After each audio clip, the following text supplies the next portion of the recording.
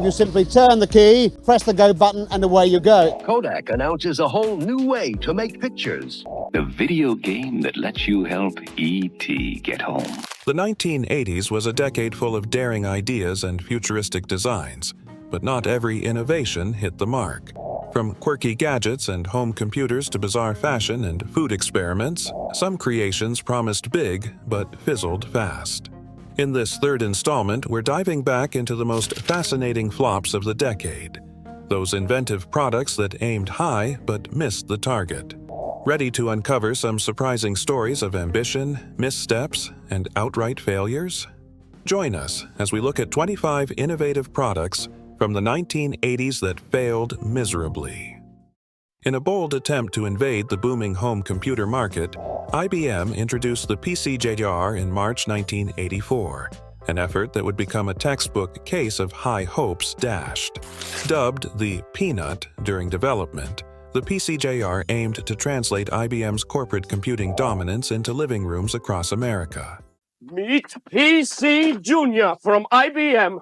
A stack of boxes and wires? Unfortunately, the product stumbled out of the gate with a notoriously awkward chiclet-style keyboard, limited compatibility with standard IBM PC software, and an uncompetitive price point.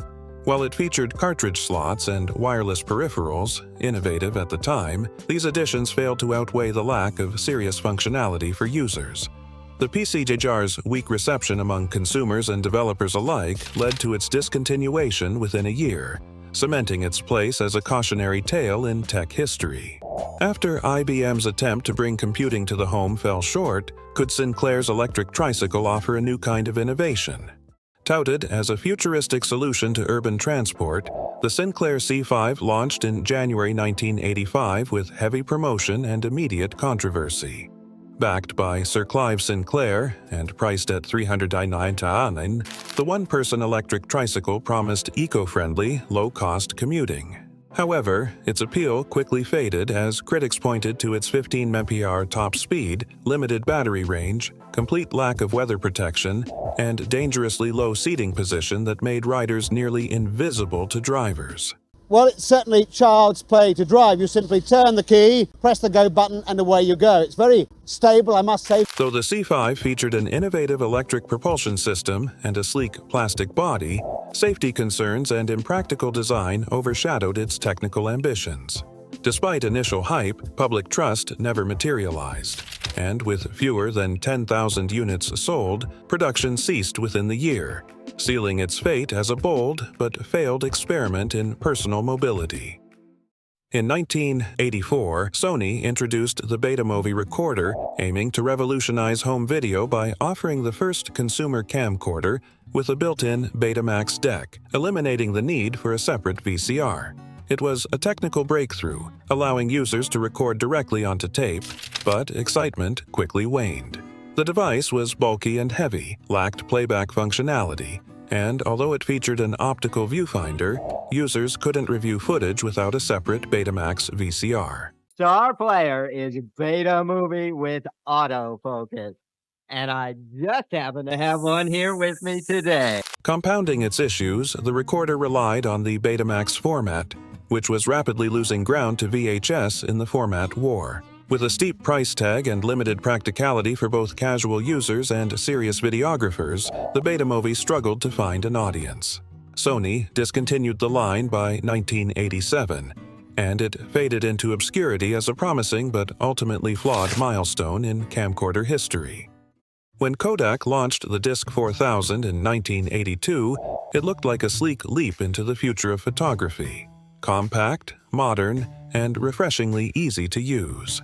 Designed with casual users in mind, it promised a simpler, more portable alternative to bulky 35mm cameras. The rotating disc film was a novel idea, and the camera's stylish form factor turned heads. Kodak announces a whole new way to make pictures. Introducing disc photography. But while the concept was clever, the tiny negatives meant image quality didn't quite measure up, often producing grainy, low-res prints. Add in higher processing costs, and enthusiasm started to fade. Though it never won over pros or serious hobbyists, The Disc 4000 remains a fun reminder of Kodak's bold creativity and a charming snapshot of early 80s tech optimism. With Kodak's camera innovation falling flat, could Texas Instruments' TI-99 4A home computer succeed where others failed? Before the personal computer boom truly took off, Texas Instruments jumped into the game with the TI-99 4A, an ambitious 1980s home computer that made its debut in 1981. One of the first 16-bit machines for consumers, it packed a 3 MHz processor, colorful graphics, and expansion options into a sleek silver and black package. Looking for a powerful home computer? This is the one. Texas Instruments home computer. With 16K memory, it can take you a long way. Technically impressive and ahead of its time, the TI-99 4A had promise, but it faced an uphill battle.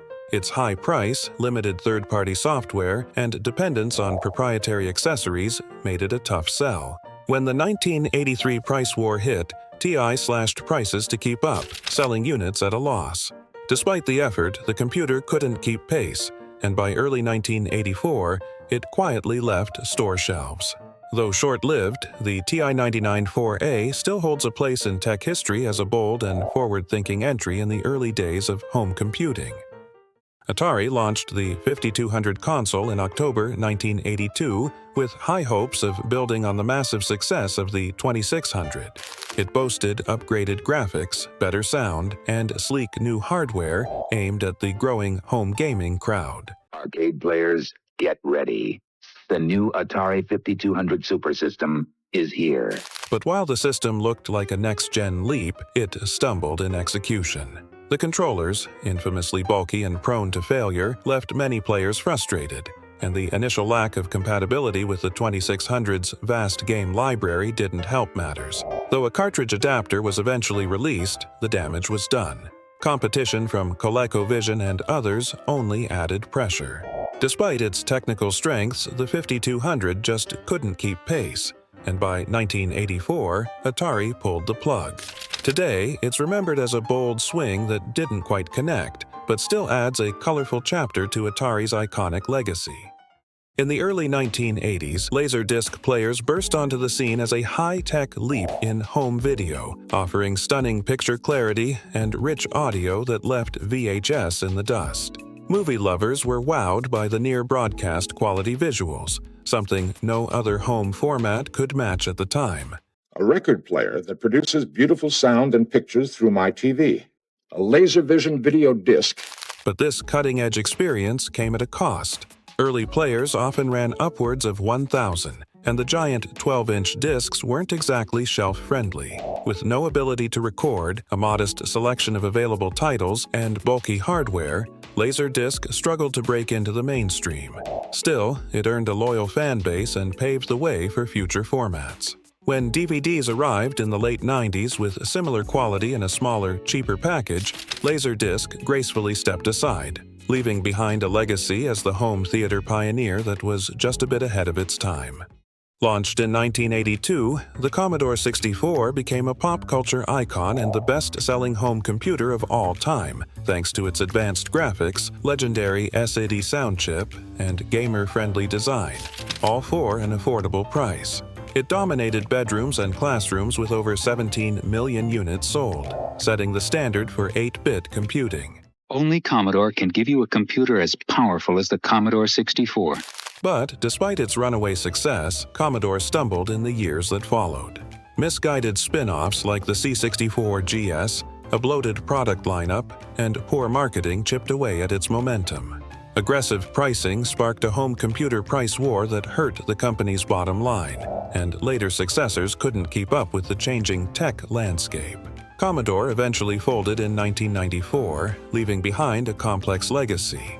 But for many, the C64 remains the machine that made computing fun. With the C64 failing to gain traction, could the futuristic Laserdisc-based RDI Halcyon console succeed where others did not? In 1984, RDI Video Systems unveiled the Halcyon, a wildly ambitious Laserdisc-based console that set its sights on redefining home gaming. Promising cinematic, interactive video experiences and even voice recognition technology, the Halcyon sounded like something straight out of science fiction. It aimed to leap far beyond the cartridge-based systems of the day, offering a glimpse into the future of AI-driven gameplay. Please say your name. Stuart. Nice to see you again, Stuart Cheche. And I call you Stuart. Yes. But with a jaw-dropping price tag of around $10,500 and a rapidly shifting video game market still reeling from the 1983 crash, the dream couldn't gain traction. Production never made it past a few prototypes, and RDI's financial troubles sealed the console's fate. Today, the Halcyon lives on as one of the gaming's most fascinating what-if stories, a bold idea that arrived decades too soon.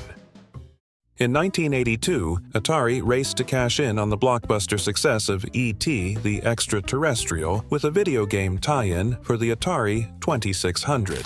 But the results were anything but stellar. Developed in just 5 frantic weeks, the game featured clunky controls, confusing objectives, and underwhelming graphics that left players scratching their heads.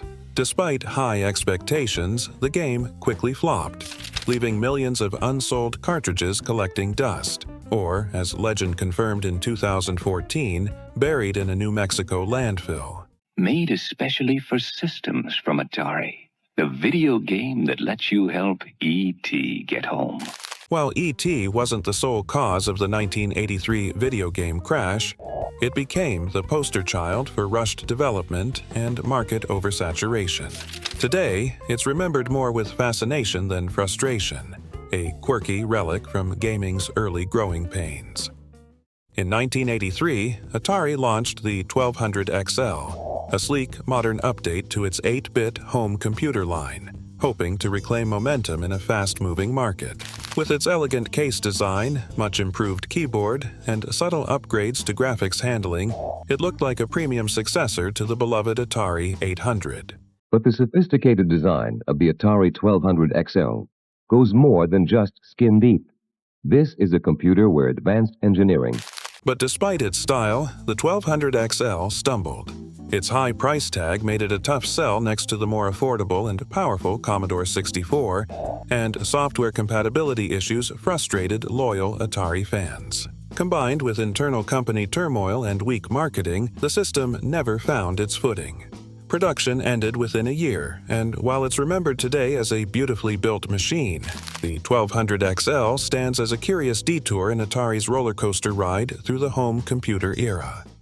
The early 1980s saw the rise of Laserdisc arcade games, which combined full-motion video with interactive gameplay, offering players a visually stunning experience unlike anything before. Titles like Dragon's Lair and Space Ace captivated arcade audiences with their animated sequences and cinematic storytelling. It features 3/4-inch plywood, ensuring complete stability throughout the life of the game. 4 individual doors in front. However, when manufacturers attempted to bring these groundbreaking games into homes, the magic quickly faded. The bulky, expensive Laserdisc players required for home setups were unaffordable for most consumers, and the technology was too fragile and complex for casual use. Additionally, home versions often suffered from degraded video quality and limited interactivity. Despite the arcade success, Laserdisc games failed to translate to the home market, highlighting the gap between cutting-edge innovation and practical consumer technology in the 80s. While Laserdisc games enthralled arcades, how did Volvo's attempt to innovate with a futuristic bicycle fall flat? In the 1980s, Volvo, famed for its focus on safety in cars, took an unexpected detour into the world of cycling with the Terra bicycle. Designed to echo the brand's automotive identity, the Terra featured built-in headlights and a sleek, car-inspired frame that aimed to turn heads among urban commuters. The Volvo company decided to practice to see whether they could make strong composite parts for the automotive industry. The concept was bold and stylish, but it faced a few speed bumps. The bike's hefty build made it a bit unwieldy compared to lighter models, and its premium price point made it a tough sell in a market filled with more affordable options. While the Terra didn't become a breakout hit, it remains a fascinating footnote in Volvo's history, an inventive, if short-lived experiment that blended two very different modes of transport. In 1989, Apple introduced the Macintosh Portable, aiming to revolutionize mobile computing. However, weighing 16 pounds, it was anything but portable. Despite having a full-sized keyboard and a respectable screen, it faced several problems. The battery life was unreliable, and in some cases the device wouldn't power on unless the battery was fully charged. And what we're looking at today is the Macintosh Portable from 1989. This is the very first, portable Macintosh. Its steep price made it inaccessible to most consumers, and even those who could afford it felt it didn't deliver enough value for the cost. Apple had hoped to dominate the portable computing market, but the Macintosh Portable ultimately missed the mark due to its bulk, high cost, and underwhelming performance. In 1987, the excitement around 3D technology led to the release of 3D Specs and other early home 3D TV glasses, offering the promise of immersive visuals right in the living room. These glasses used anaglyph and polarization techniques to simulate depth on standard television screens, but the experience often disappointed. Just like this immersive new Samsung 3D TV, and with real-time price tracks, you can guarantee the lowest price. 10-4, I'll take it. Users reported headaches, eye strain, and discomfort, and the lack of compelling 3D content quickly led to disinterest. Combined with their bulky, awkward design, these products failed to gain traction and quietly faded from the market, becoming a brief and largely forgotten experiment in home entertainment. In early 1982, Dealey bobbers burst onto the scene as one of the most unforgettable and short-lived novelty accessories of the decade. Introduced by the Ace Novelty Company, these playful headbands featured two springy antennae topped with colorful shapes that bounced with every movement, instantly capturing the attention of children and teens. Their quirky design made them a nationwide craze, appearing at parties, in schools, and even on television. Look, fellas, you don't understand. We don't have any pollen. We're ordinary people. But the fad flamed out as quickly as it began. By mid-1982, the market was saturated, interest had faded, and sales rapidly declined. Despite their brief moment in the spotlight, Dealey bobbers remain a classic example of 1980s pop culture's fast-burning trends. In 1983, wacky wall walkers wiggled their way into homes across America, delighting kids with their sticky, colorful charm. These goofy, elastomer octopus toys, originally invented in Japan, were brought to the U.S. by entrepreneur Ken Hakuta, who turned them into a runaway hit. Wacky Wally, the original wall crawler. It jumps. It flips. It crawls. Thanks to clever marketing and cereal box promotions, sales soared to nearly $20 million at their peak. Watching them slowly tumble down walls was oddly hypnotic, and for a brief moment, they were everywhere. But like many fads, their fame was fast and fleeting. By 1984, the craze had cooled, and they quietly disappeared from shelves. Still, wacky wall walkers remain a fun and fondly remembered snapshot of 80s toy mania. As wall walkers descended into obscurity, what was it about the snap-on, slap bracelets that made them irresistible? By 1989, slap bracelets had snapped their way into playgrounds everywhere, becoming one of the most irresistible fads of the decade. Invented in 1983 by a Wisconsin woodshop teacher, these colorful wristbands featured a flexible steel strip wrapped in fabric that curled snugly around the wrist with a satisfying slap. Kids and teens couldn't get enough of them, and soon they were a must-have accessory in schools across the country. But as knockoff versions flooded the market, safety concerns started to pop up. Sure to make all of your classmates jealous, till kids started getting cut and injured, leading to a widespread ban of the thing from schools. Some cheaply made bracelets had exposed metal edges that caused minor injuries, and a few sported designs that raised eyebrows. In response, many schools began banning them, and just as quickly as they'd arrived, slap bracelets faded from the spotlight. Still, they remain a nostalgic reminder of how fun and fast 90s trends could be. When JVC launched the video movie camcorder in 1984, it was a game changer, one of the first all-in-one VHS camcorders that didn't need a separate VCR unit. Sleek for its time and easy to use, it let users record and instantly watch home videos, helping kick off the camcorder boom. A video camera and VHS recorder, all in one. But hold everything. Now JVC presents Video Movie. It even earned pop culture fame as Marty McFly's camera in Back to the Future, 1985. But its moment in the spotlight was short-lived. The bulky design, short battery life, and hefty weight quickly became drawbacks as lighter, more efficient models hit the market in the late 80s. Despite its groundbreaking debut, the Video Movie couldn't keep up with the pace of innovation and was soon outpaced by newer, more compact formats. In late 1983, Coleco made a bold leap into the home computer market with the Atom, an all-in-one system that bundled a keyboard, tape drive, and even a printer into a single, ready-to-go package. Marketed as the perfect family-friendly computer, the Atom promised convenience and innovation right out of the box. Now, command the powers of Atom, the complete 80K computer system all in one package. I got it. But things didn't go quite as planned. Many early units arrived dead on arrival, and users quickly discovered software bugs and compatibility headaches. Despite flashy marketing and high hopes, technical hiccups and quality control issues led to a wave of returns. By early 1985, Coleco pulled the plug, chalking up over $250 million in losses. Though short-lived, the Atom remains a fascinating footnote in the high-speed world of 1980s tech gambles. In January 1984, Sinclair introduced the QL, short for Quantum Leap, with hopes of shaking up the professional desktop market. Featuring a Motorola 68008 processor and bundled business software, the QL aimed to deliver serious productivity at an affordable price. It was an ambitious vision, but a few missteps held it back. Sinclair QL system with a massive 128K memory, color monitor, and 4 professional software packages. The QL was rushed to market with unfinished firmware, leading to early bugs and system hiccups, and its unique microdrive storage, while innovative, proved a bit too temperamental for everyday use. Performance fell short of expectations, and third-party software support remained thin.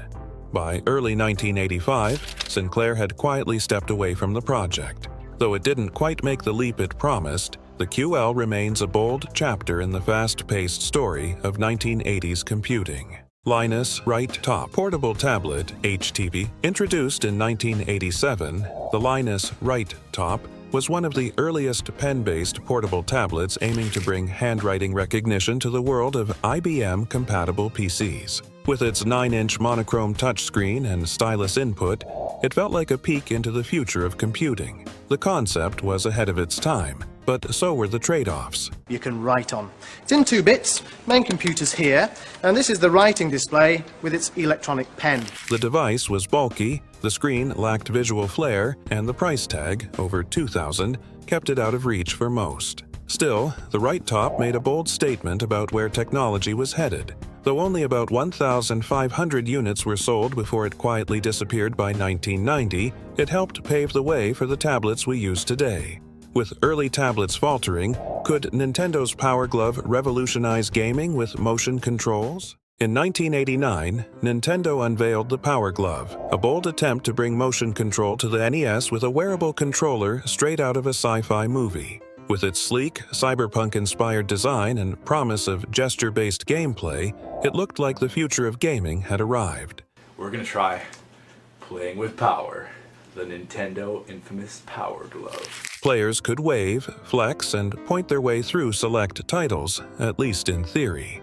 In practice, the glove's motion tracking was clunky, and only 2 games were designed specifically for it, making gameplay more frustrating than futuristic. Still, the Power Glove captured imaginations and has since earned cult status as one of the most iconic and delightfully quirky accessories of the 8-bit era. Launched in 1981, the Sharp PC 1500 was an early attempt to shrink computing into your pocket. Well, sort of. This programmable pocket computer featured a built-in BASIC interpreter, expandable RAM, and ports for external peripherals like cassette drives, thermal printers, and even modems. It was a marvel for tech-savvy users, offering serious computing power in a compact form. It's basically a programmable pocket calculator. It's heavy, it's well made. But despite its promise, the PC 1500 had limitations. A tiny monochrome display, sluggish performance, and a reliance on bulky attachments for full functionality. As more powerful and integrated portable computers emerged, it quickly fell out of favor. By the mid-1980s, Sharp had quietly retired the line. Still, the PC 1500 stands as an early and surprisingly ambitious milestone on the road to mobile computing. In 1983, Apple unveiled the Lisa, a groundbreaking personal computer that introduced a graphical user interface, GUI, and mouse to the mainstream, technologies that would soon become industry norms. When Apple invented the personal computer, we were all alone in the world. Lisa from Apple. Though its name was officially said to stand for Local Integrated Software Architecture, many believe it was a nod to Steve Jobs' daughter. The Lisa was visionary for its time, boasting features like protected memory, multitasking, and a refined user interface. But its innovation came at a cost, literally. At $9,995, over $25,000 today, it was priced out of reach for most, and its sluggish performance left early adopters disappointed. Limited software, compatibility issues, and tepid developer support further hampered its appeal. While it ultimately sold around 80,000 units, the Lisa never caught on, and by 1986, Apple quietly retired it in favor of the more affordable, better-performing Macintosh.